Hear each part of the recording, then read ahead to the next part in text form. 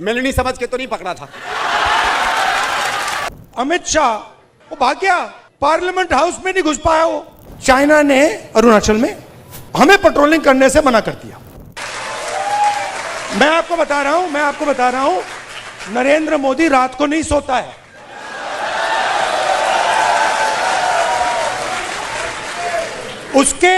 उसके अलग अलग कारण है। उसका एक ऑब्वियस कारण है और उसके बहुत सारे हिडन कारण भी हैं। आपने देखा अमित शाह सो कॉल्ड, क्या कहते थे उसको पहले, चाणक्य, और क्या कहते थे, Sardar Patel, कड़ीपाठ। Where has he disappeared? वो भाग गया। वो 20 दिन के लिए पार्लियामेंट हाउस में नहीं घुस पाया वो। कि फॉरेन पॉलिसी इज दिस।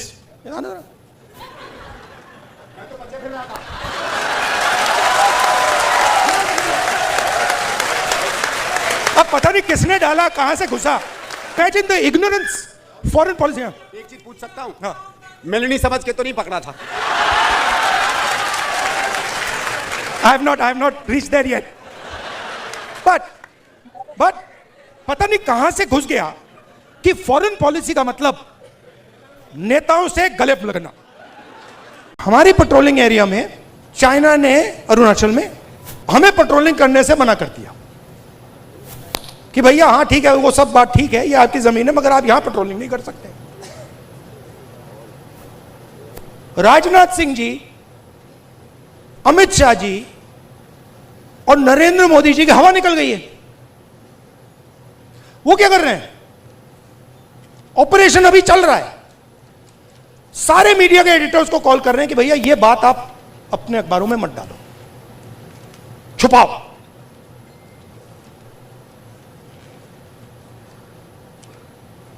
सीधा बिना सोचे समझे देश का नुकसान कर रहे हैं।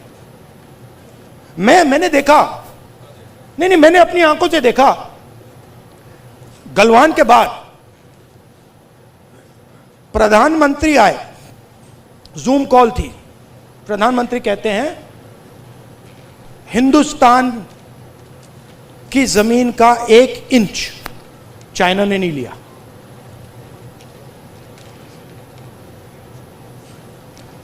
उसके बाद